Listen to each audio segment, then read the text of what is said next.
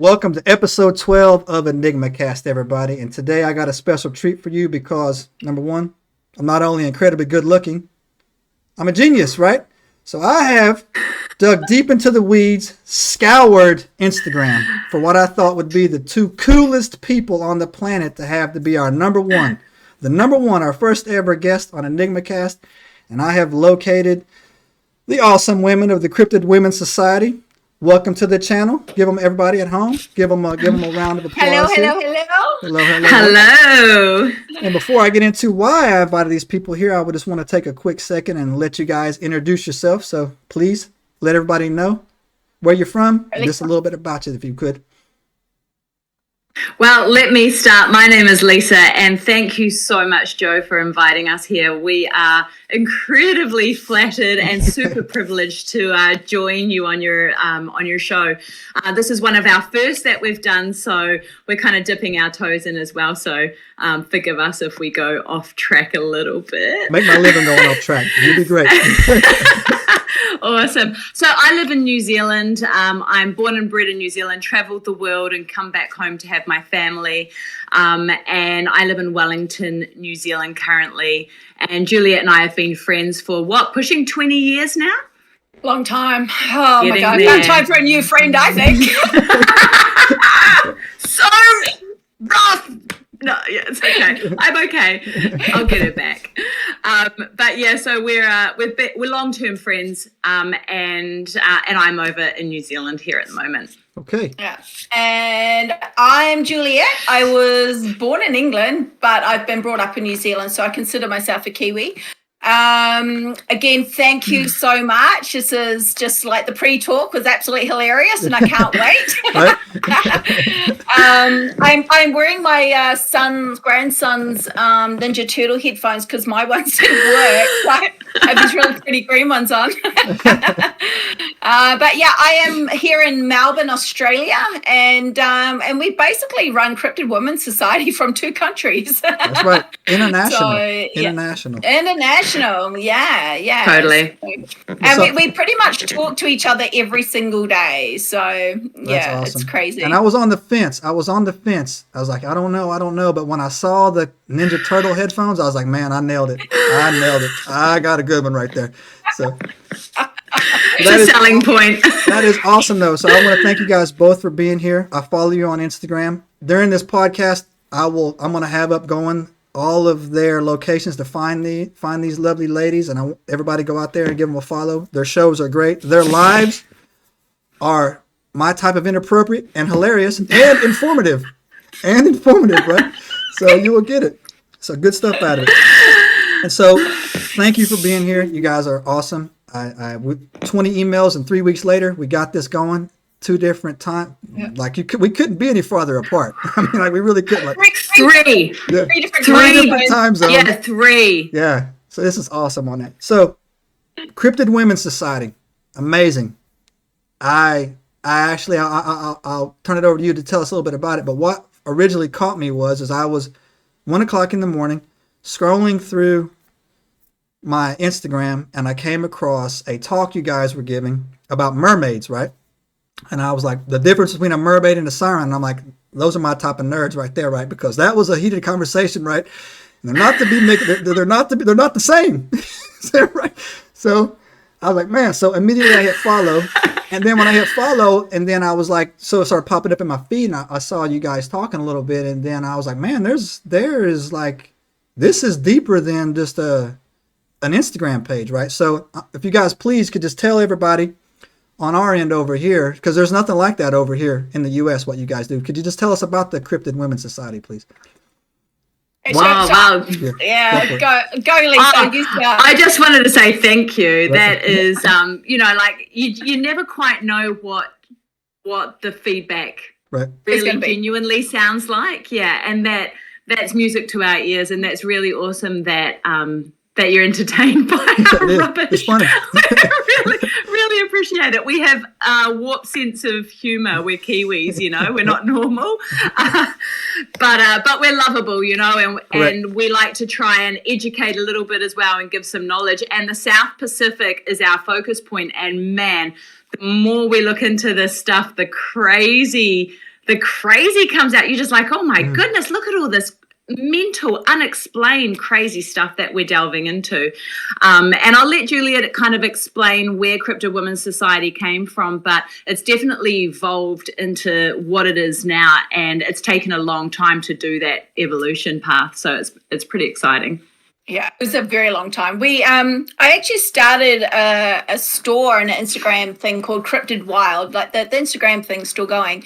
And it was just basically because of because of my love of cryptids and the paranormal and all the weird and strange stuff. So I basically had like a store going and, just kind of doing all that kind of stuff. But I just wanted to do more with it. And I was constantly in contact with Lisa and, we'd throw ideas off of each other. And it just basically got to the point, I'm like, hey, do you want to join me with this? Because the two of us have always wanted to do a business together. And we always wanted it to be kind of based around women and supporting women, but just nothing really came along. I mean, we met in drama school, so that should say a lot. We do say our poor director, Richard. Oh God, we gave him hell, and we do apologize to him quite often. I think he regretted the day that he took us both in. And so it just kind of spiraled from there, and that's where it kind of grew. And then it just kind of got into this thing where we just thought, hey, wouldn't it be really cool? Well, we were investigating cryptids and paranormal stuff, and then we started talking to women, and then realized that all these stories, as soon as they knew what we were doing, they started telling us their stories, and we started hearing these stories from women who have never actually told their families or anybody of UFO encounters, paranormal encounters, just some really, really, sometimes traumatic stuff that had happened to them. For sure. And and they were just like, we just don't have anywhere to go. And that's kind of where it kind of stemmed from, didn't it? We were just kind of like, okay, there's got to be something that we can do for these women. So that's basically kind of, as it kind of evolved, it's like, okay, let's have a platform for these women to come and share their stories. Sorry, so they're not, without being mean, but out going to get mansplained or being harassed by family or their friends, that kind of stuff, because there's this real stigma about if you've had an encounter, you're crazy or you're just stupid, and that's what it is. So that's basically kind of where it evolved from, and now it's just kind of turned into this beast. No, it's we call amazing. it the beast because we have everything from now we've got Cryptid Women's Weekends that we're starting to investigate, awesome. and we wanted to do. We are going to have our own basically production, our own books, and encourage women. So it's huge. Yeah. So can I butt in there and just say, like, basically Juliet approached me and said, I've got this really cool idea for this amazing women's kind of community. And I was like, cool, man, let's go with it and see kind of what's next. And as we started kind of delving into it, and I've run lots of businesses and so has Juliet, so my brain is very kind of, how does this all work sort of thing? How could it grow and how could it kind of turn into this giant spider web? And as Juliet said, it totally did. And as we talked to more women about this and started talking to business coaches, and we've got an amazing woman called Alison who has joined our little party and has really kind of helped us drive this forward as far as business mentoring and website development and all of that sort of stuff goes. And we've created this phenomenal community platform with different members' spaces within this environment. So we've got the Arcane Library, which is going to hopefully be one of the biggest supernatural librariys. The Arcane Library, hard out is cool, right? Yeah, that's a good name. So that's going to be super exciting for, to put resources in, documentaries, audio clips, books, case files, all of that sort of stuff in for our members to view, and then also publish their own research documents and that sort of stuff as far as our publishing company goes as well. Create some form of a media wing of the business so that we can create our own documentaries and actually fund that for our members, which will be amazing because there's nothing like that. How do you get funding to do a documentary? You fund it yourself, right? Yeah, no, for sure. And So one of our big pushes and drives was, how do we facilitate this amazing work that so many women in the industry are doing, but they're not getting the recognition for. And that was one of the ways that we figured we could help and really kind of engage and facilitate that within our space. The other thing that we're doing, which I'm really excited about getting on board with, is the industry index. And that is bringing people like yourself into our industry index, putting all of those contact details in there, communications, that sort of stuff, so that we're creating this giant hub of information. So you're not trying to search through copious amounts of, Google pages and getting whitewashed by Google and that sort of stuff. It's actually all there ready to be used. So there's so many different exciting things going on. I mean, like, we could just keep going. The dungeon, shadow talk. The dungeon. Yeah, I'll tell you a funny story. I thought for a hot second, man, I might have been in over my head, man, because we literally, man, 20 emails at least, right? And then you were like, I was like, man, these chicks are serious. And I was like, man, like, they got like a publicist, like, you got a publicist. I'm like, I gotta get me a publicist. I gotta get one of those, right? So yeah, so the back and forth. So no, like, your infrastructure, you guys are set up for success, man. And I'll tell you, I'm cheering for you. And anything I can do to help, thank you. I'm in, because I actually think that like one of the things that like what you're doing is not here. I've never seen that over here in the U.S. And I like I said, I kind of fell into this podcast thing. I kind of did it as a joke. I told you guys a little bit earlier about that at the beginning on it. But now I've followed the weird for a long time, and like I've actually seen a lot of, like, I'll tell you, I don't want to water this podcast down, but for another one. And I actually had some stuff happen to me over a year. And I went and told people, and they're like, yo, man, you're nuts. And I'm like, I'll bounce your head off this desk. I'm not nuts. I saw what I saw. I know what's going on. And so it's funny because the guy, Jay, he normally does this, helps me out. He's one of the guys. And I actually told my mentor one time, I mean, you get mentors in the military, right? Like, I had a mentor, and I was like, hey, man, X, Y, and Z is going on. I was like, hey, look, you shut your mouth. You do not ever tell another soul that happened, man. They'll think you are nuts, and they will roll your ass right out of here, right? That's literally what they would say. And I'm like, yo, and I fought back, right? But like, so I could see the need too. And it's going to segue into what I want to talk about as well, is that, like, not only do I what I think that it, like, it's harder for probably a woman to come forward to say, hey, this actually happened. Because normally their stories are, in my opinion, way worse than what happens to the guys. Way worse, right? And then I would see where it would be easy for somebody to shut them down, like, whatever, to shut them down, right? And they won't come back. And so that leads me into the reason why we're not talking about mermaids is because you guys actually, I try to catch your lives best I can, but the time difference throws me off. And every time I sit down, somebody's like, it's time to eat. And I'm like, what? I said, just sit down, right? And so, like, I'm getting called away. But the story about, I wrote her name down here on my paper, that about, it happened in August 1993 in Melbourne, Australia. And her name was Kelly. Was that her name? Kelly Cahill? What's her name? Kelly Cahill, yeah, Kelly Cahill, yeah. And it was here in Melbourne, yeah. That story, I do not know how that is not the go-to UFO make people believe story on the planet. I have never heard of it. I've never heard of it, right? And so, please explain to everybody over here. Please tell us that story. Please, thank you. I'm going to start with basically a rundown of her story and the abduction and what happened.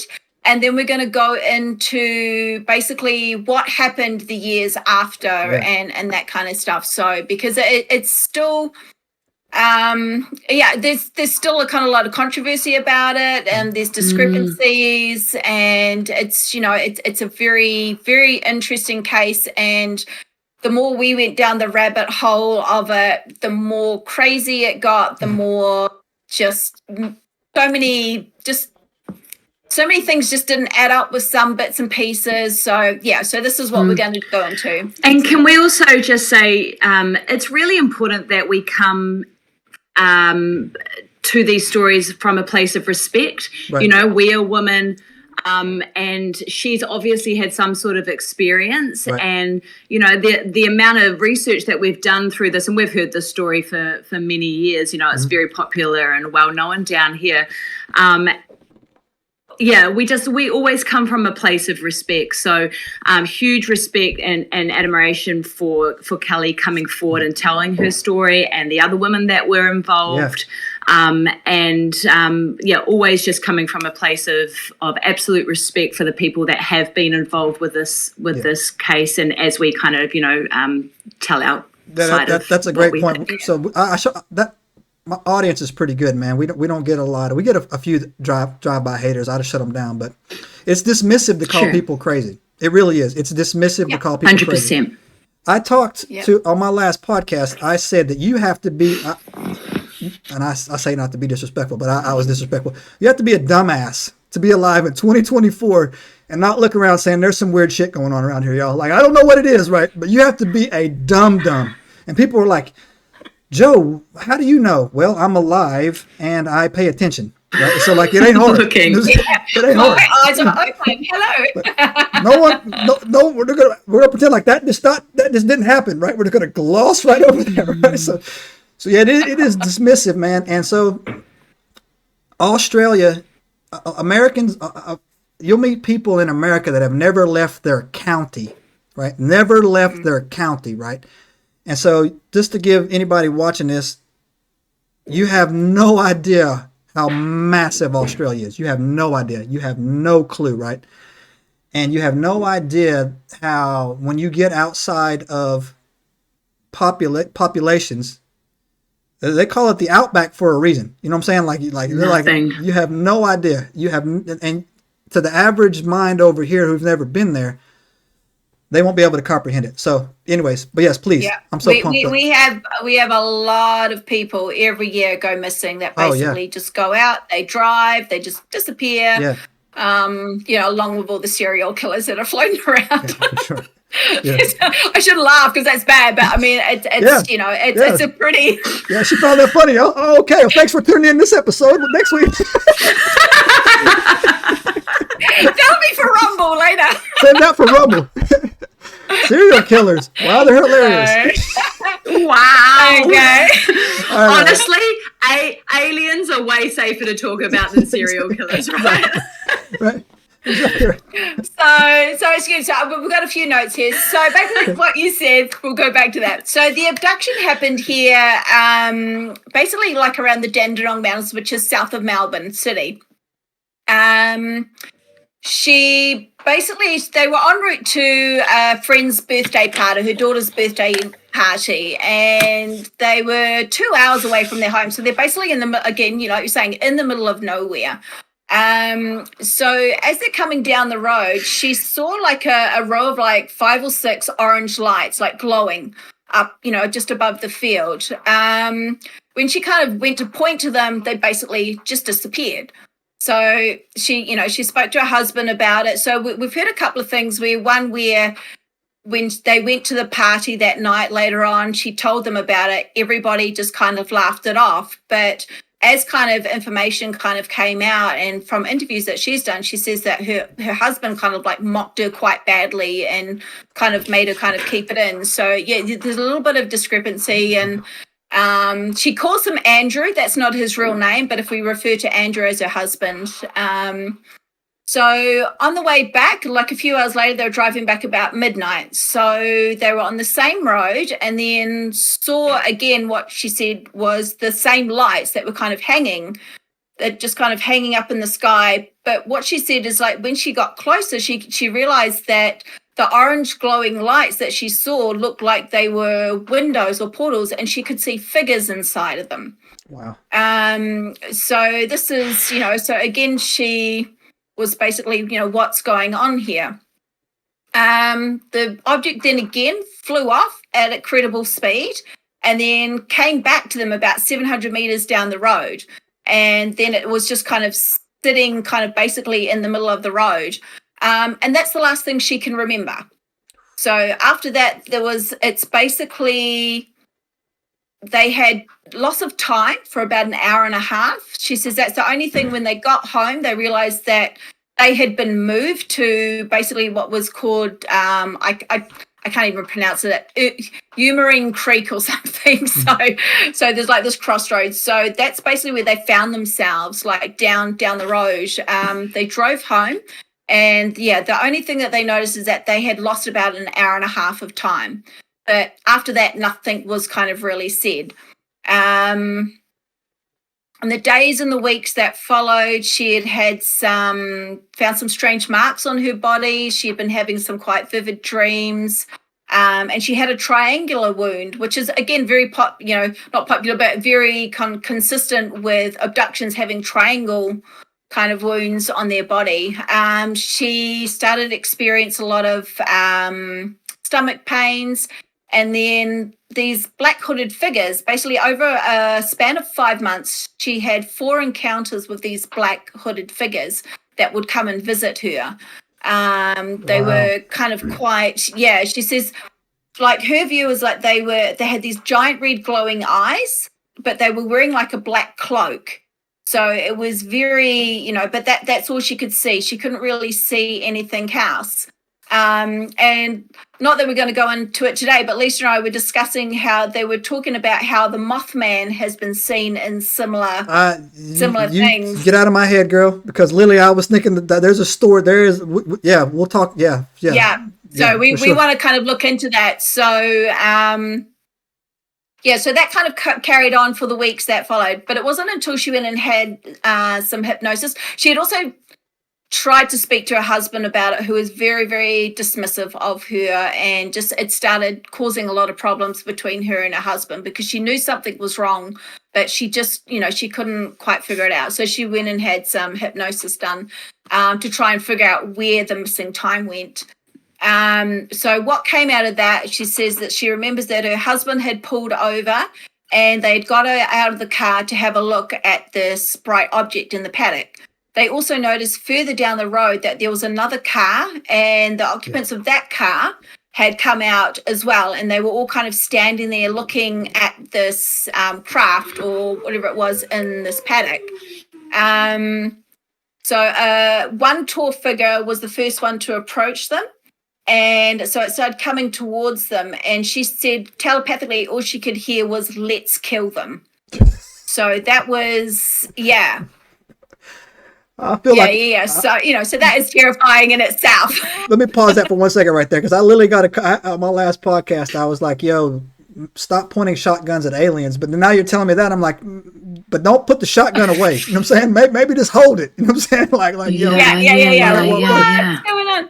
Wow. Yeah. Okay. Please continue. Yeah. And I mean, and the narrative is, oh, we're not here to hurt you. And that's what we always get told by, TV shows and that sort of stuff. Oh, we're friendly.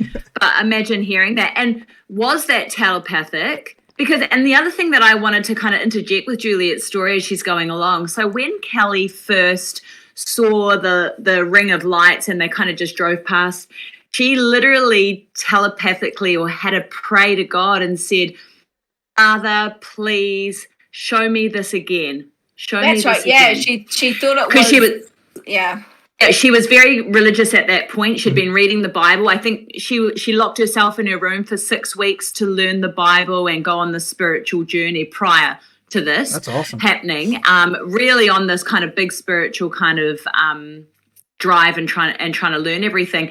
And that's a really important part of it. She said in her head, Father, please show me this again. Come and show me what this is. And they did. And there's a follow on to that, and I'll jump back into there in a second. We're hooked in. So she's saying more beings appeared, and they unleashed an energy force which basically knocked her to the ground. And at this point, she became blind. She couldn't see anything. So she's on the ground. She starts screaming that they've got no souls. They're evil. They're going to kill us. And she says that's kind of where her recollections ended at that point. But then more and more memories started coming back. And part of that was when she was sitting on the ground, she said her legs were apart. She was kind of hunched over. She couldn't see anything. And she's yelling to her husband that she can't see anything. And then somebody kind of touched her on the shoulder, or something touched her on the shoulder. And then basically she was gone. Like that was it. But she also heard in the background, she says it was a male's voice saying, can somebody do something about her? Because she was on the ground. She was basically screaming and yelling and a little bit hysterical. So that was kind of one of the things that we found really interesting, is like that she heard this voice saying, can you do something about her? Which has also kind of been heard in other cases. And then she said, her husband said, let go of me. And they were like, we don't mean you any harm. And he replied, then why did you hit Kelly? And then basically everything. And I've got a wee little tidbit that I don't think Juliet knows that I found last night. All right. So he said, and why did you hurt Kelly? And a man's voice said, I wouldn't hurt her. I'm her father. Ooh. Yeah. And I couldn't think that's where she blacked out. And I didn't think this story could get any better. All right, man. Wow. Yeah, I know. Welcome to our world, right? Yeah. Because we're listening to these podcasts of people recollecting the story, and it is just so what's the word, like superficial. It's just the top kind of run through. Yeah. We're like, there is way more to this. And as we started researching, this is how confusing we're just going, this is so confusing. What is going on here? Because this makes no sense. What are you talking about? I'm her father. She's my daughter. And even her book, she's brought a book out. You can't get hold of it now, but we got a PDF download of it. And it's so all over the place. So it's basically taken from her journals that she was told to write down. So it's just a little bit disjointed, and it's a really hard read, but it's worth reading out there. It is available out there, and if you guys want it, we can send you the link to it. But it's very. It's called The Encounter. It's called The Encounter, and it's really interesting, but it's very disjointed because it very much is just her journal scattered writings. Fragments of her mind, right? Yeah, written down, right? Sure, absolutely. And I'm sorry, I totally screwed that up. He didn't say, I'm her father, because that's very Darth Vader. I remember thinking to myself, that's so Star Wars. It was, she is my daughter, implying that he was her father. And so that's the connection to, dear father, please show me this again. And so were these spiritual beings, were they... Oh, that's, I mean, like my frontal cortex just went like 4 or 5 different directions on that. I didn't like I said, man, like this story is like amazing, right? Like, so like I get into it a lot of time. Is there more to the story? Can we pause for like a second? Oh, yeah. Oh, we can pause, Yep. So I all like, as our, not, I won't tell you on this podcast, but like I've been a believer for a long time, right? And I've lost friends over it, and like, especially when like it came out that now it's undeniable, people like, well, then shit, he was right. And then they just, they lost my number. At the point we're at right now is, I said this the other day, I've said it several times, we need to stop saying, are they real? They're here. And we need to be asking, what are they and what do they want? Not, are they real? Not idiot. Obviously, you know what I'm saying, right? Like they've been calling us idiots forever, right? So no, idiot. Obviously, they're here. So what do they want? And then it gets into the realm. Jay and I were talking about it. I talked to my cousin about it as well. Are they spiritual? Are they demons? Are they interdimensional? Are they intergalactic? Are they, or have they always, are they something that lives in the middle of our earth that's been here before time even started, right? Like what is it, right? And what gets me too is that on these abductions that happen, is that they always go hard on the women. And you'll hear a man come in, they'll take the man, and then like, okay, he's like, he'll like, a good story to research. I don't know if you ever heard of the Barney and Betty Hill. Yeah, sure. So they'll go hard on him, right? But then like, that was like 1961. But like if you look at what they do to these women, like they're very interested in women's reproduction. For leave Earth chicks alone, man. And it gets me fired up too when I see it, right? Like they always like one of the things I didn't study too much about this, but she ended up with a womb infection, they said, right? Like she went to the hospital, right? And like so that alone should be like, okay, this thing, whatever it is, alien, demon, or whatever, what are they trying? Why are they in her stomach? Why are they in her womb? What do they want with her? What is that, right? And it's not just her, like the other girls that were there. I saw there was a couple of there, right? But it's a reoccurring theme when you go around like when you get into like and you like dig into it, is that they get inside the women, and these women come out, man, and it's like, and they're usually scarred up, they're marked up, right? And I'm just like, and so that right there should be like, to me, that's like the number, like if nothing else get you off the seat and be like, yo, we need to get into this, is we said, what's the interest, right? What is going on here? So, and it really feeds into that hybrid theory, right? Man, for sure. Hybridization, and the reason why these extraterrestrial species are doing abductions or surgical whatevers, experiments on human women, is because they cannot reproduce themselves and they have to have blah, blah, blah, blah, blah. And well, that's on you. Yeah, absolutely. that's on y'all. Leave the women, chicks alone, man. That's enough. Get out of here. We don't need you guys. You know that, eh? We don't need you. Exactly. Women are amazing. All you have to do is look at the Da Vinci Code. Thank you, Dan Brown, and look at the Holy Grail is the V. Is the reproduction, and it doesn't matter what religion you come from, what your belief systems are. The female is.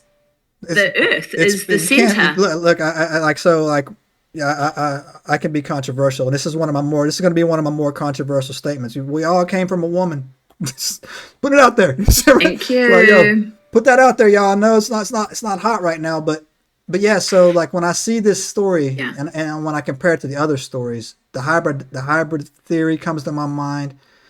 And it's like people, they've advanced and they've advanced so much they can't reproduce. Then how stupid are you? How dumb are you, right? Like you became so sure. Right? And you must not be. I'll also say some funny jokes too. Like if you're looking for women out of West Virginia, you say, how desperate are you? Right? That's a joke. Love West Virginia. I love women in West Virginia. We say nothing because we know nothing. We say nothing, right? So yeah, I'll get some West Virginia heat on that. But You'll get in trouble. That was a joke. But so to me, it just blows my mind. It's the lack of action, or I hear lately it's the lack of plausible deniability, that they know this is happening. They know they can't do shit about it, so they don't want to say anything, right? So, anyways, please continue. Please. Yeah. It's that awareness. Like, I can't remember her name, but there's a lady that I watched a documentary on, and she had basically been abducted so many times. And when she was taken into the ships, she met her children. Wow. And that was her thing. Yeah, I will track it down. It was an interview. I can't remember. Ooh, yeah, man, but she, you Cryptid Women's Society researchers, you guys are good. Man, wow. I did not know that. So I think it's the FBI guy. There's an FBI guy that goes, Ben. He does a program. The missing 411. Is that it? No, not the missing 411. But I will definitely find his name and this interview, and I'll send it to you. And it is insane. And this poor woman is just getting abducted all the time. And and like she was saying, that she was taken up and she's actually seen her children. And and there's theories around generational abductions, if you look through people's lineage, it's very much generational through the same bloodlines and that sort of stuff. There's so many theories around it. You can go down rabbit holes forever, can't you? For sure. Right? Yeah. These We could do a whole episode on that there. So yeah. Honestly, going through Kelly's case, we're literally just like, there's so many little rabbit holes that we want to go down, and we haven't even got to the good stuff yet. This is just the story. I know. I can't wait. Cool. So after that, after she is abducted, they had a lot of electrical problems around their house. So lights flickering, the TV turning on and off. They got everything checked out. Just nothing was, there was nothing wrong. The car started by itself one day. Basically it turned on, but there was no key in it. So they went outside and were like, "What's going on with the car?" And it turned on by itself. She's also getting a lot of electric shocks from really random stuff like rocks, wood, doors. Wow. She just, kind of stuff that you don't normally get electric shocks from, so it just became that. So, that kind of continued for a while, but then as time went on, she started recalling earlier experiences. So she started making these connections. And realized that she had actually earlier experiences that she didn't really know what to put them down to. Mm-hmm. And there was kind of like 4 in particular. So one was about 2.5 years earlier. She had a dream where she was moving through like a flesh hourglass, which is quite terrifying in itself. So it was kind of the shape of it, but it was flesh, and she was moving through it. Yeah, that's gonna live rent free in my head for a while. Okay, there we go. Yeah. And so that same night, she had a vision of her back door being open and seeing a light. And she blacked out, but she could remember feeling that same kind of vibrational power the night of the encounter. So that was kind of one of the ones that earlier on. The other one was she was 9 months pregnant. This one's quite horrifying. She was 9 months pregnant with her son. And the last thing she can remember is sitting on the chair watching her TV. She says this is the only other time that she's kind of really remembered losing a lot of time. When she wakes up, now thinking she is a 9-month pregnant woman, she wakes up on her bed, on her stomach. Her waters had broken, and her nightgown was inside out.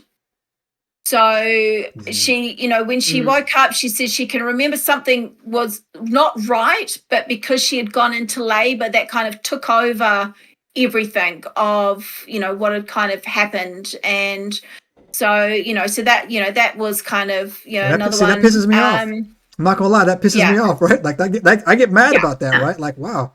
Yeah. Okay. Yeah, so you should. And the pajama thing, like there's these funny stories that we go, how do you know if you've been abducted? You wear your pajamas inside out, and then when you wake up, your pajamas are right sided, and that's how you know, right? Yeah. And so that's a real common occurrence around abductees that show up and they've got their pajamas on back to front or inside out, or they're just not the same as what they started with, or they're half undressed. Oh, yeah. And look, being 9 months pregnant, my God, lying on your stomach, could you imagine the amount of pain she would have been feeling? That's the one thing that kind of, hits me because, I had a baby 3 years ago, and I remember trying to lie on my stomach and just go, nope, can't do that. It's painful, Wow. So, that really kind of resonates with me. And I just think how much pain she would have been in waking up, having her waters broken and lying on her stomach. Not a fun experience. Yeah. One time I thought I was abducted. I woke up butt naked, but then I realized I was just in Mexico. Just tequila. You're just drunk. I was just drunk. I was just butt naked, man. I tried to play it off, man. I think I was abducted. I was like, oh damn it, 2 empty tequila bottles, and I'm in Tijuana. I'm like, nah, shit. You know what's really funny about that is that when Lisa and I want to come over. We're planning on having a big trip over to the States there, and my daughter is like, she is literally going to put tags in us so that she can track us, because she's terrified that we're going to talk to the wrong people and get picked up by the cartel and be drug mules. Yeah, there's some validity in it. Look, like whatever, okay? Hey, so look, I've been following the cartels for a while. They might give you 2 jobs. You don't have to worry about it. Tell her you'll be all right. Yeah, unfortunately, my daughter has seen us end up in some funny situations. We'll say funny because, funny. Compromising. Funny. That's hilarious. So back to the third one. She being the Pentecostal Christian, we're talking about how she locked herself away for 6 weeks and she was studying the Bible.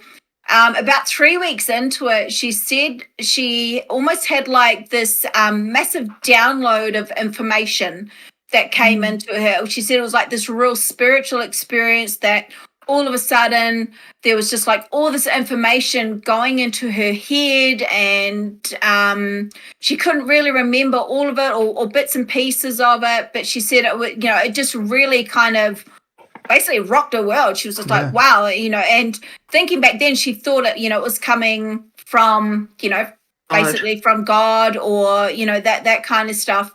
But again, there's that kind of familiarity where a lot of abductees have said the same thing, that later on or before, they've had their encounters, they've had exactly the same thing happen, where all of a sudden they've just had like, boom, this massive download of information. They could hear people talking and stuff going on in their heads. And so it's, so there's that side of it. And in September 1993, they had little orange fireballs that were hitting their windows.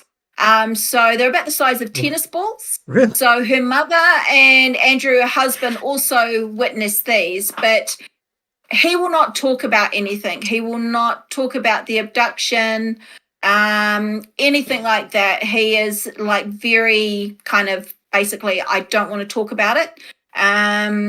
It's also destroyed their marriage. I think within 2 years they had separated. She was left with the kids. But yeah, he's very like, does not want to know, does not want to talk about it. Yeah, and, but I think going back to what we're using Andrew as a pseudonym, but he was very religious, and he grew up in a very strict religious household, and so his view was there's nothing in between. There's either God and angels, or there's bad and demons, and there is none of this stuff in between. And so Kelly going through that kind of process, through the spirituality, kind of enlightening that journey, and studying the Bible for 6 weeks and being able to quote scripture and kind of going through that space of trying to find where she fits in and what are all these things mean. And you can't find much more about her when she was younger, but if she's having these needs to go or feeling this need to go and do this spiritual enlightenment, then likely she was having experiences when she was younger as well. I mean, all we have to do is look at Juliet and my own personal experiences. We've seen stuff and be involved with this sort of stuff for since we were little children. And it's always just been part of our world. And, when you look at those sort of situations for the likes of what Kelly's been through for that 6 week kind of real deep spiritual enlightenment, then there's obviously other things that were happening in her past that probably haven't been kind of put out there yet. So. You're 100% correct on that. There's definitely a predisposition to being able to like, I've always said this too, and I thought that women seem to be more sensitive when it comes to the realm of supernatural. 100. Just because. 100%. Yeah. And so we're guys we're more of, and it comes to children actually, right? Like the mother's intuition. That's not a word. That word's been around for like a long time, right? Like a long time. Where the male would take on the more of the aggressive, dominant protector role, where a woman takes on the sensitive role and being able to like sense when something's like not off. And I think that, but also to what you were saying is that I also think there's just certain people who are just more in tuned to just what's actually going around with them for whatever reasons, bloodline reasons or experience reasons on that. But and the thing too is that I'm a religious guy myself, but to say that it's a 1 and a 0 is completely wrong. There is a lot in the middle. So here, for example, like this right here is some light reading I'm doing. Is the 54 books that they took out of the Bible, right? Oh, wow. And so the Ethiopian Bible is actually 600 years older than the King James Bible, right? And the Ethiopian Bible has nothing taken out of it. And I've said this before. In the Ethiopian Bible, after Genesis is the book of Enoch. Genesis becomes crystal clear when you read the book of Enoch. Angels coming down and making babies and giants and the flood and all. So yeah, man, it ain't a 1 and 0, bro. There is a lot down here, right, to come in there, right, to go with it. So, and I actually made a conversation too. I've had some good theology debates, right, when I talk to people as well, is that I've heard stories of people rebuking aliens in the name of Jesus. And I've heard people also working. So that's where the demon thing came from. They're like demons on that. And I said to myself, well, what if we're one of many and everybody bows to the same God, right? And everybody has to respect the same hierarchy, right? So like again, but it just opens up so much more, right? Like these things you were talking about, right? They were cloaked, right? Like in these like shadow cloaks, right? And what's up with the red eyes, right?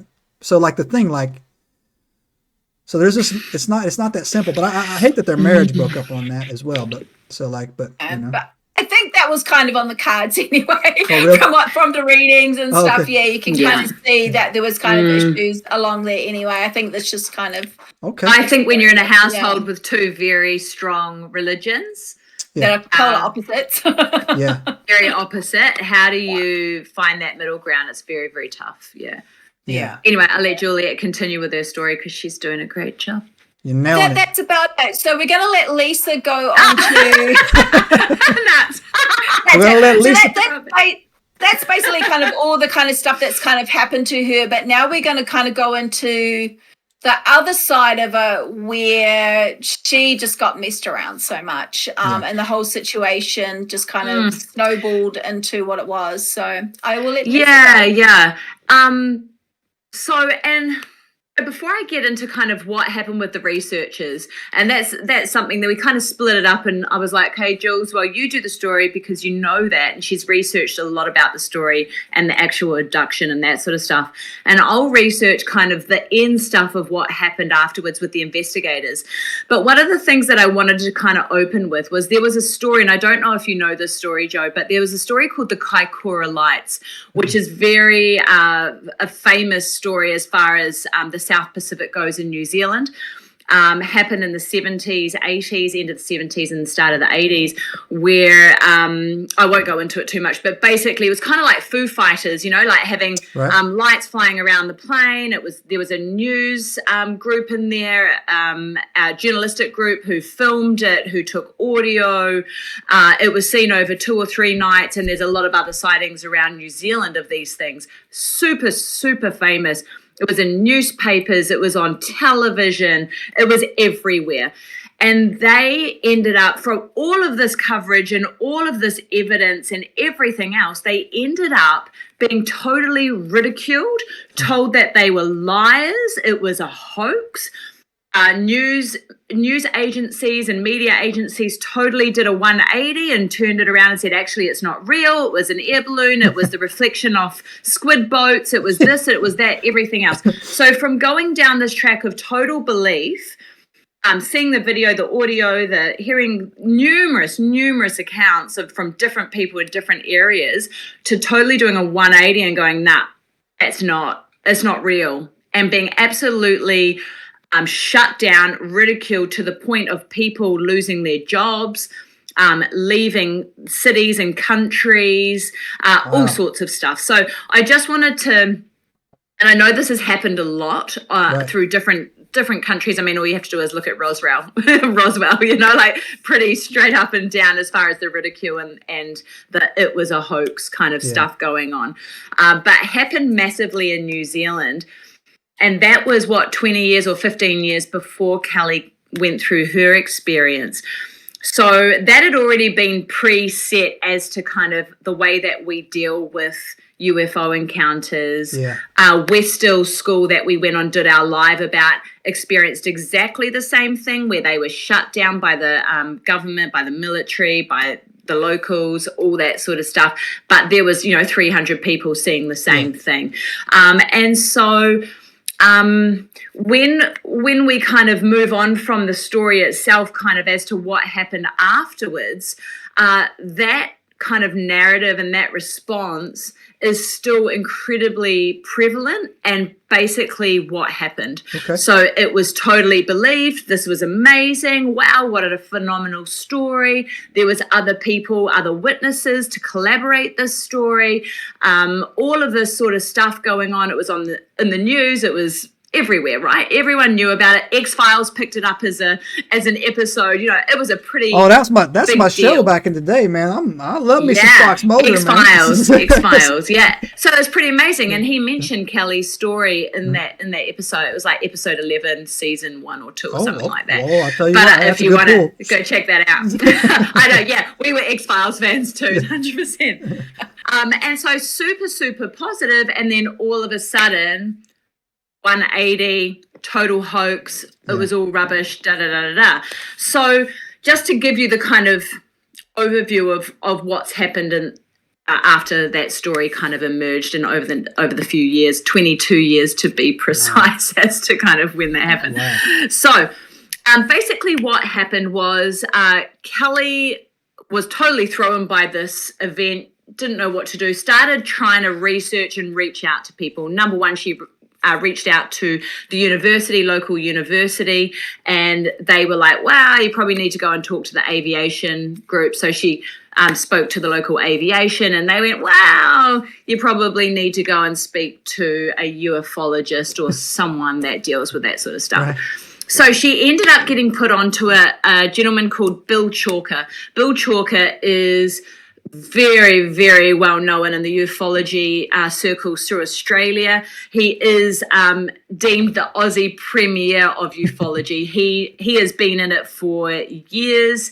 He is one of the original founders of a lot of the associations through Australia. He's been involved with MUFON for many years and has been one of the main contacts through Australia, or the main contact for 10 years or so through MUFON. And he was also the coordinator of the New South Wales UFO Investigation Centre. So he's been involved for a long time, and he was her touchstone. So on the 4th of October, she contacted Bill and had this full-on conversation. He flew out to see her, sat down with her and had a really good discussion, and ended up going out to the site of the location that it happened and all that sort of stuff. There's a lot of photographic evidence of him with her at the site and looking at kind of what happened.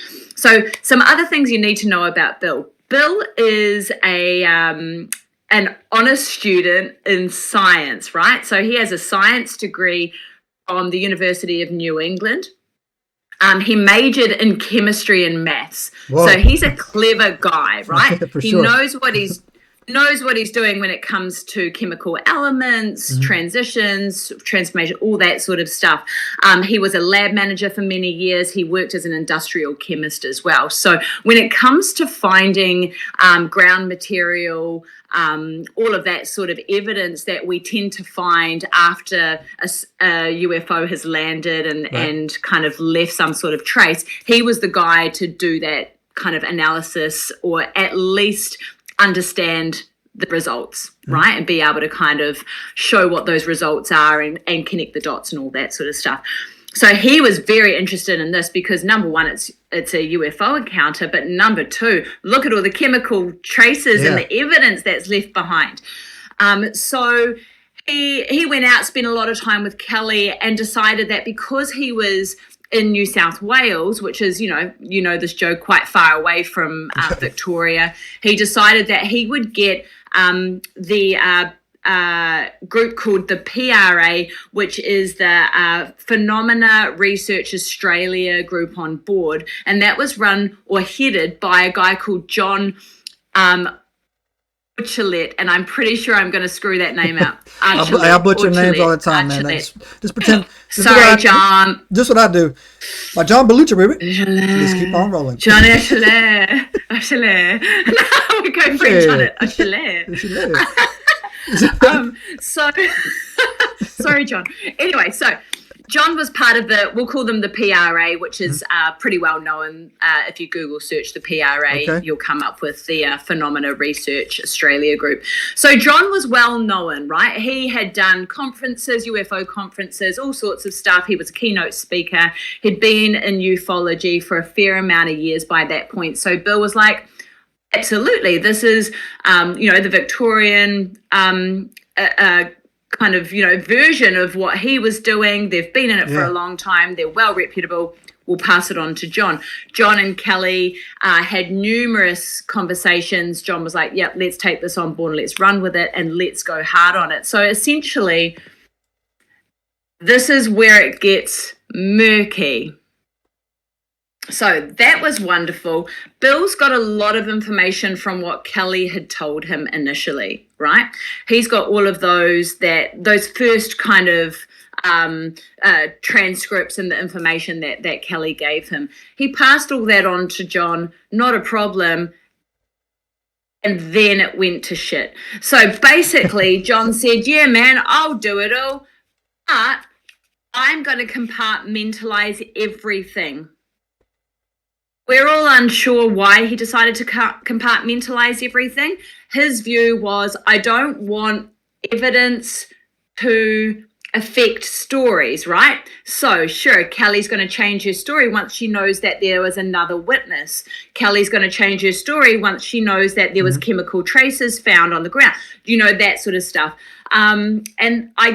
To begin with, I was like, yeah, absolutely. Why wouldn't you do that? Makes sense. If you're a detective and you're investigating a case, you want to make sure that not everyone has all the information, just, right. Be able to be independent and have your own, be able to build that document up and that report up so that it's not interfered with and it's not, whatever. Anyway, so as they went along, John, and I'll tell you what John has told Bill and has told Kelly, right? John said, we've done all of the chemical reports and the lab testing. We had 2 separate labs test all of these substances that we found on the ground. It's come back with 2 different major chemicals and sulfur. So one of them, pyrite maybe, and another one that shouldn't be there, right? They should have been washed away with rain, or they should have been interrupted in some form, but they weren't. They were really dense. And the other thing they found was sulfur, and sulfur shouldn't be there because it's not a volcanic space, etc. They also found burn marks, melting marks, and the other thing that into the ground, and the other thing that they found was little air holes around the ground where the craft was seen, almost like it had been sucked dry of all of the liquid really quickly. Wow. And that's something that I've heard before in a couple of other UFO encounter stories where people have gone in to test the ground, and there's been almost like I don't know if you know what an aero bar is, but it's basically a chocolate bar with lots of air bubbles in it. It's light as air and it tastes delicious. But basically, look up an aero bar, AERO. There you go. Aero bars and serial killers. I'm on it. I'll send you one. Yeah. The 2 most important pieces of advice you need to take from this podcast. But yeah, so they make a delicious mint chocolate one, by the way. Aero bars. Gotcha. Aero bar. Anyway, so it looked like an aero bar, right? Mm-hmm. All of the moisture, water out of the ground had been sucked out, just gone. So this is the information that John is giving to Bill and partly giving to Kelly, right? John went on to do interviews with the witnesses that Juliet had mentioned. So there were 2 other cars.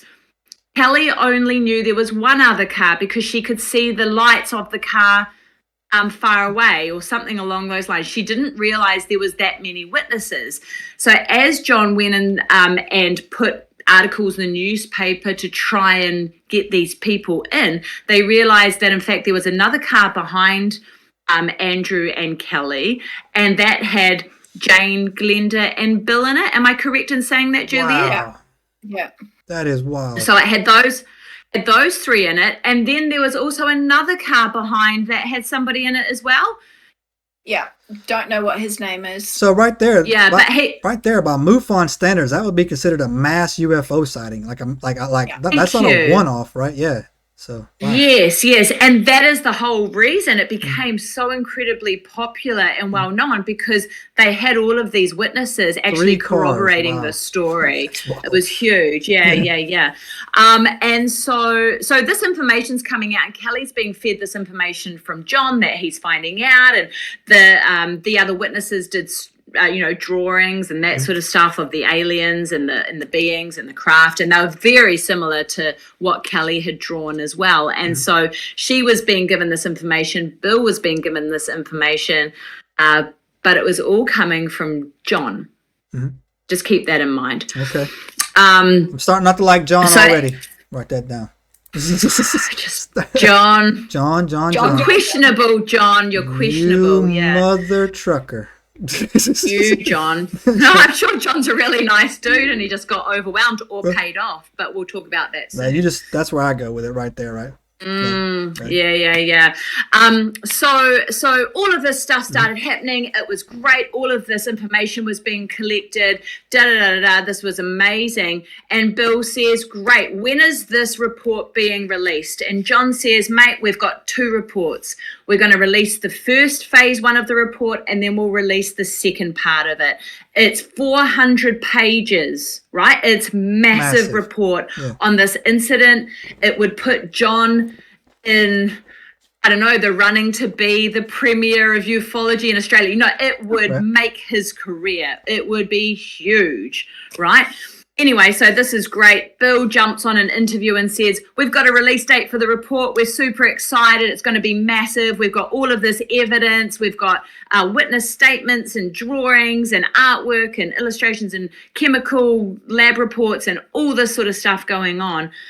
And he says, John and PRA should really be commended for their work, their investigation skills. They've done an amazing job. Bill's being fed this information from John saying, we've got all this stuff. We're doing a great job. This gets released into the public. Bill then receives an email or a phone call from John, probably a phone call back then. Sorry, somebody's knocking at the door. It's okay. Is it John? It could be John. John is not happy with John's not happy with this podcast. Do you want me to stop there? No, please we'll continue. Wait for Jules to come back. I'm in it, man. You got me now. Yeah, it's so exciting. Oh, listen, this is what I learned last night and this morning, and I'm just going, holy crap, this is mental. So I didn't know this part of it, So Bill's like putting it out to reporters saying, yeah, we're getting this report. This is going to happen tomorrow. John contacts Bill and says, it's not coming out. We have to stop. We're being held up. There's 2 reasons. Number 1, we're having a privacy issue with Kelly and Andrew saying that we didn't get their privacy and we've got some concerns about that. Or we didn't get their confirmation that we were able to use their names, this sort of stuff. So Bill was like, okay, sure, it's an easy fix, just put pseudonym names in, not a problem, whatever. The other issue that they stated was that they were contacted by German media or a German magazine, for copyright infringement, basically saying that one of the ladies, Glenda or Jane, had sold their story to a German magazine, and the German magazine was saying, you can't use this. This is a copyright infringement. We paid for the story. Now, the report has to be held back. Bill and a few of his associates went on a deep dive and tried to find this German magazine that was publishing this story. Zip. Kelly has come out and said, well, actually, you're not, it was a privacy issue and you weren't meant to use our real names. And because they wrote their real names and their address on some sort of an envelope at the very beginning, PRA said, well, we have your permission. And Bill said, questionable at best, mate. You need to sort your shit out and your processes out. Right. Anyway, lawyers got involved. Now, this is all hearsay. We don't know if this actually happened. We don't know if lawyers were involved at all, because the German media may or may not have been involved. But is there any story that's been published? Zero. Has anyone come back with confirmation? Zero. So it now looks like John and his group are holding up the release of this report, right? Bill's like, come on, man, you've been doing all this investigation. Just give me the report and I'll go through the chemical stuff and we'll just release the chemical findings. I'm a technician. I'm a chemist. I know what I'm doing. I've got a degree and blah, blah, blah. give it to me and I will just release the chemistry side of stuff, the chemical findings. No. So this is where it stops, essentially. So John and the PRA, I don't know who else is involved with the PRA. I cannot find that information. They have moved into the Victorian UFO Association or Society, and then they moved into the Australian something. I don't know that he moved with that. I believe he stepped out of that and has not produced any type of information report or anything else. So as far as Kelly doing interviews and then releasing her book, The Encounter, and Bill doing interviews, it is very difficult because a lot of what they are saying as evidence is not evidence. There's literally no evidence to be found apart from the pictures that were given to Kelly of the drawings of the aliens and of the ships. It was also said that the Monash University had done an 18-month investigation on like the land and the surrounding areas. Right. That cannot be found. There was supposedly something released, information released from MUFON, and there was a paper done there that can also not be found. So it's very like the whole thing. So all these people, you know, it's like the Jane, I'm not sure if you said, sorry, Jane and Mary. No, Glenda. Glenda and Mary. No, Glenda and Jane. Oh, Glenda and Jane. Sorry, did two kind of university. Yeah, they did 2 university talks, and then apparently they were on 2 radio stations, which again cannot be found. And then basically went, we can't deal with this, and they've disappeared. So it all brings it into that thing of, you know, was John actually, you know, did he actually find these witnesses? Were, you know, just go down the big rabbit hole. There's so many holes. And this is what this drives me nuts, right? I've said this before. The 3 of us walk outside, a UFO would land, scan us, and we were like, hey, wow, look, this just happened. Some dude 4 counties over could say it's a drone, and that's the story they run with. It's a drone. It was just a drone, right? And that's why it drives me nuts. The overwhelming evidence, right? And this is what really pisses me off about them. I'll use they or them, right? Can we at least agree that something happened? Can we just say they won't even agree that something happened, right? No. There's no evidence that anything happened. Bitch, what are you talking about? There was 3 cars, 5 people. You know what I'm saying? Something. I got scars on me. I just didn't get a womb infection here, right? Like something happened. Can we disagree to that? Like no. There's no evidence. And this is kind of what we went down when we were researching this, going, okay, she either had major mental health issues, right. Thought she was seeing, you know, hallucinated the whole thing, and blah, blah, blah, blah, blah, or something happened, and we've agreed upon something has happened. It's not a mental, there might be mental health issues wrapped in that, but something definitely happened. Look, just because you're crazy don't mean you're not smart. But 100%. Also, and this is what we're saying. This 100%. Whole kind of the issues that she was having and struggling could have been from the earlier ones. From the earlier encounters. You know, if imagine if you're having encounters your entire life and you suddenly realize what's going on. God, that would drive anybody. So it's going to spin you. You're going to spin out. I will tell you that I love how they just make up words, right, to like try to discredit. First of all, I'm going to put this out there right now. You ever heard the term mass hallucination?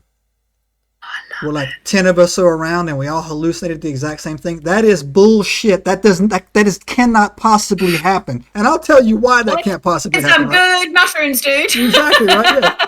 Exactly, right? That cannot happen, right? And the reason why is because now it's popular for people to go, I want to say, to probably somewhere in Brazil, and they do this thing called a squanda, right? Like this, a squanda thing, right? And they all sit around and they take it, and all 20 of them come back and they've had some type of spiritual experience that they all say, hey, look, we saw the same thing and we did the same thing, right?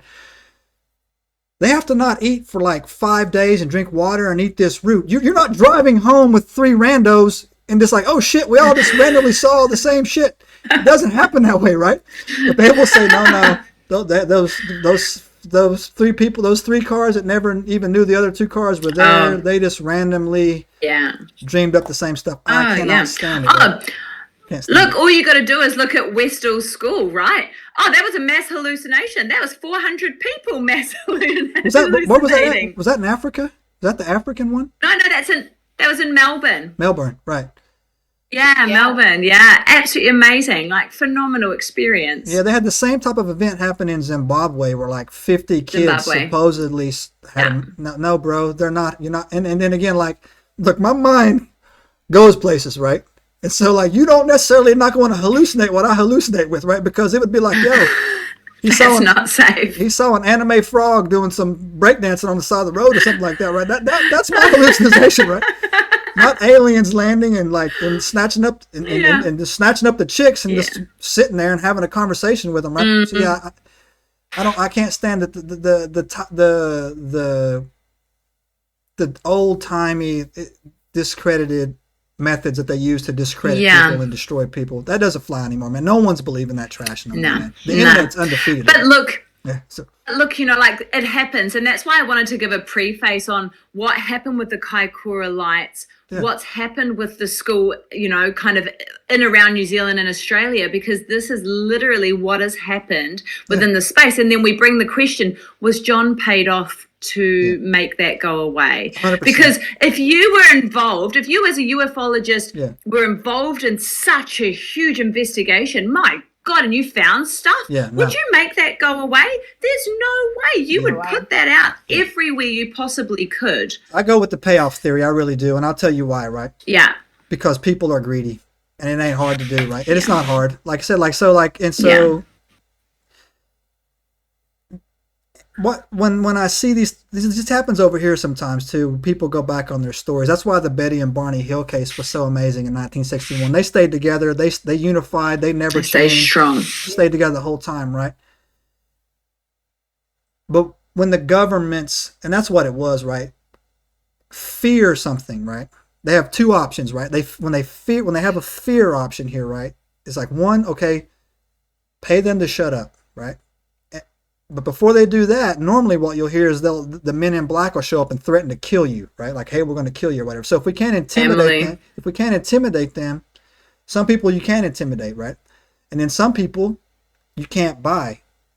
But once that guy John's in the mix or whatever, hey man, look, here's 20 million, whatever, whatnot, make this go away, and it goes on to it. But that's why I like that's becoming harder and harder to do, because cell phones with cameras, you got 30 people sitting around taking a video, right? Like, and it's hard to get them all right. And like I said, some people don't want money. Like, some people's like, no, this actually happened, right? And so but like I said, it opens up more questions that it goes into. It's like, what are they so scared of? What are you so scared of, right?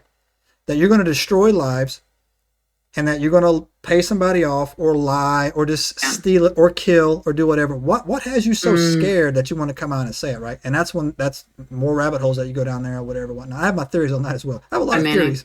Yeah, and that's rumble again. Exactly. Yeah. Oh my God, you should hear mine and Lisa's theories about certain things. We're like, we should probably never put this out in public. No. It's with everything that's happening at the moment, we hope that one day that sort of that report might come out. It's been a fair amount of time now, and with all the disclosure going on with the making it okay through governments and that sort of stuff, maybe that might come out. But Bill Chalker's defense, he was very, very upset. Lesson learned: do it yourself. Don't trust anyone. He was very, very gutted.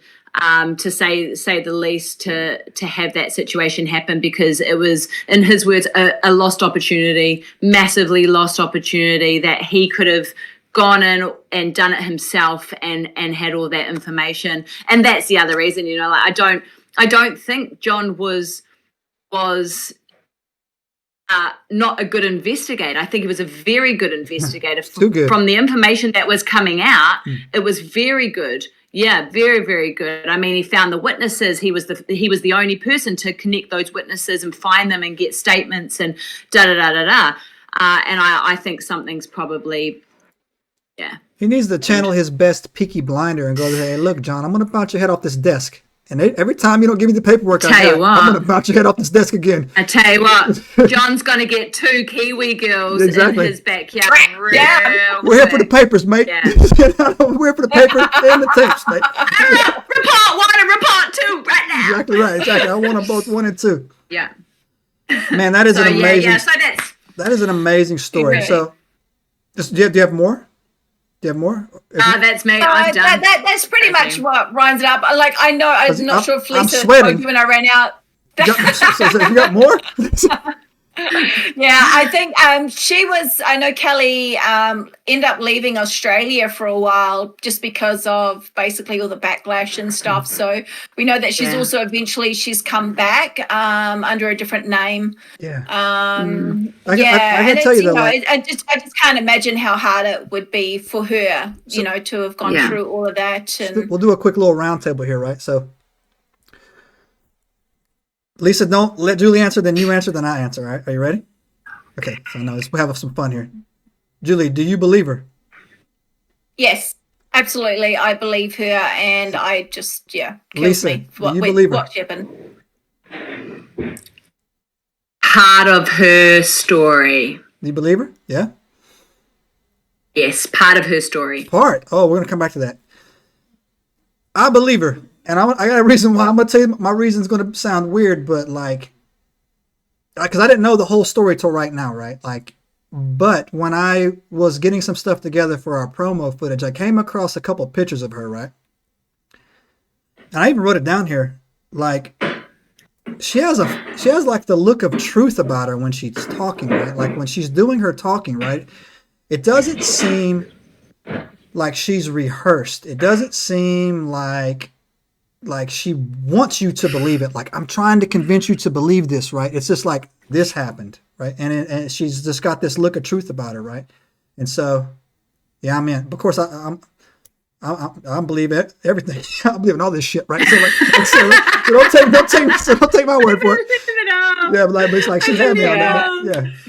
Right, there were a couple of things that I did say to Lisa that kind of threw me a little bit when I was listening to her interview. Was some of them was the way that she described certain things. It's like when she got, basically if you have this force kind of hit you in this area, you would either say, hey, it's hit me in my chest or it's hit me in my stomach. So she came out and goes, oh, it hit me in my solar plexus. And that kind of threw me a little bit. I'm just like, who says that?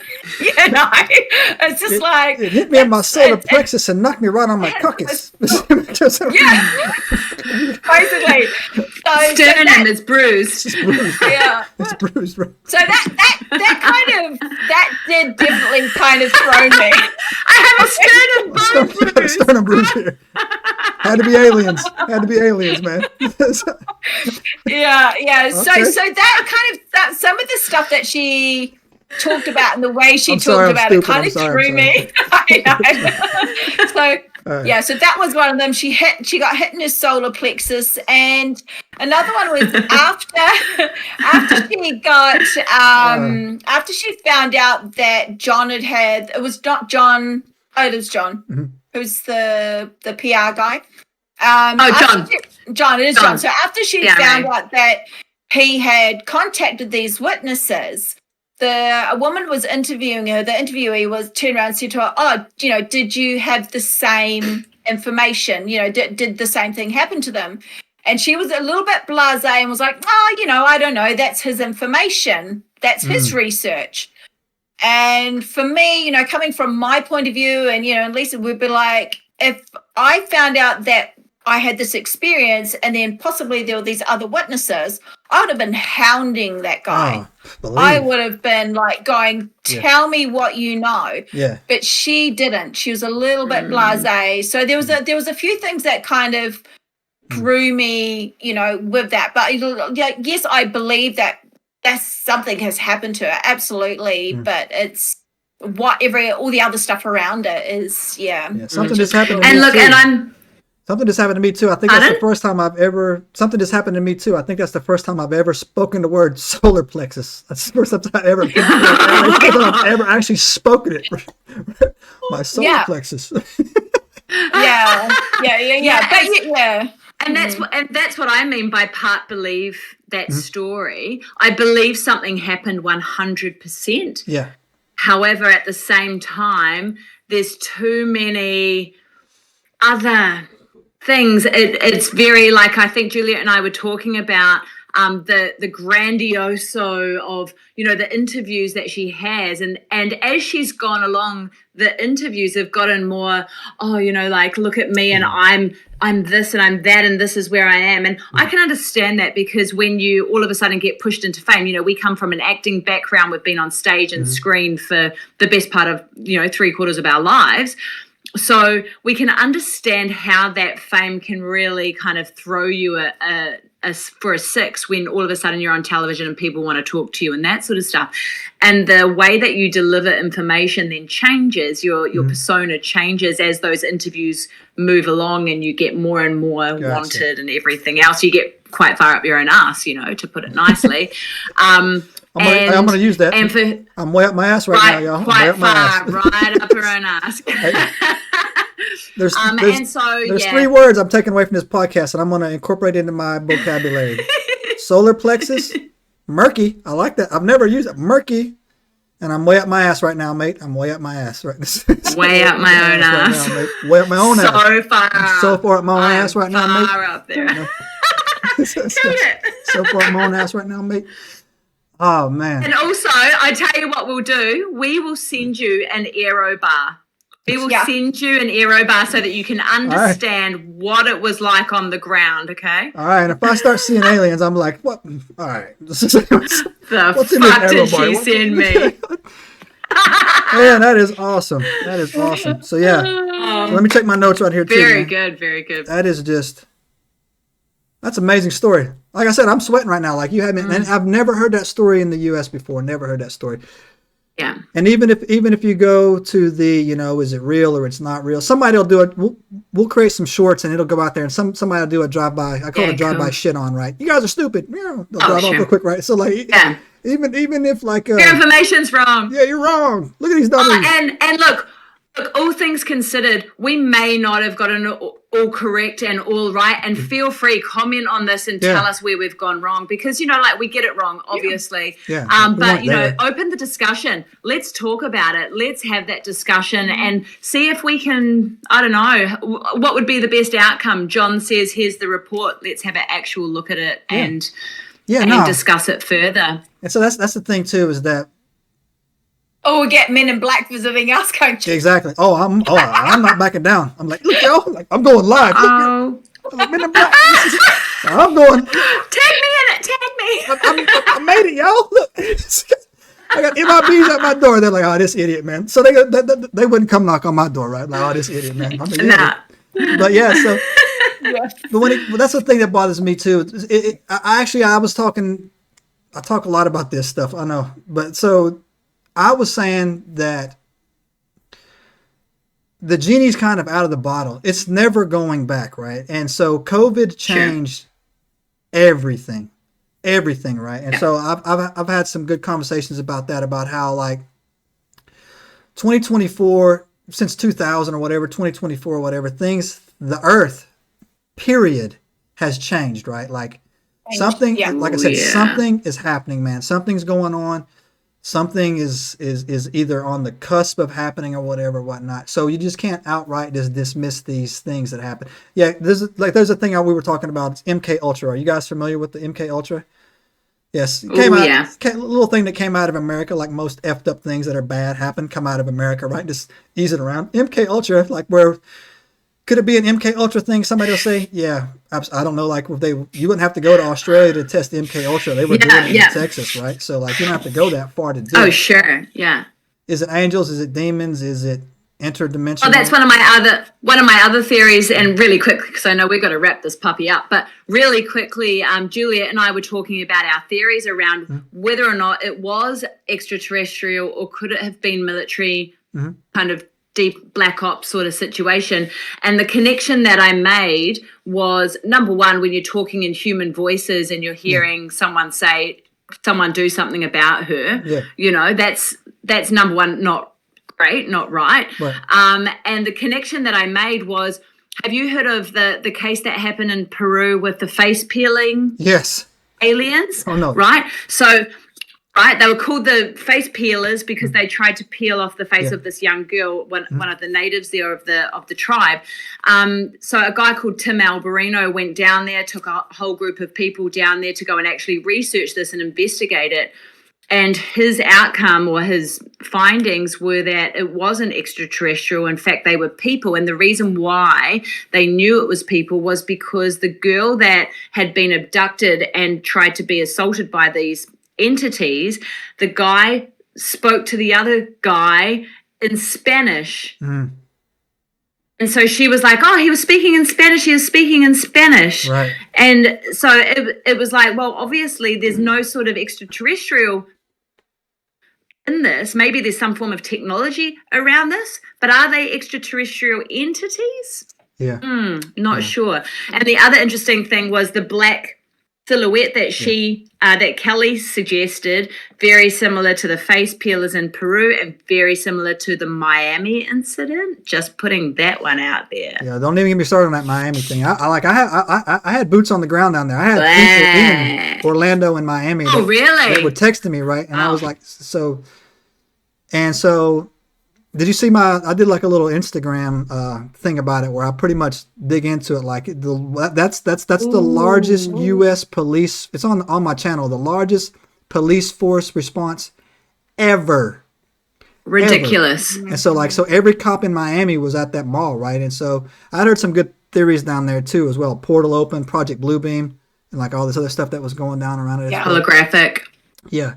But to back you up about those face peelers too, there's an interesting theory. A lot of national parks in America have a lot of people go missing, right? There's a lot of cave systems, right? And there are some thoughts that those are actually. I did a lot of podcasts. I grew up a lot of time in the woods, and I haven't said this in a while. My cousins have been around.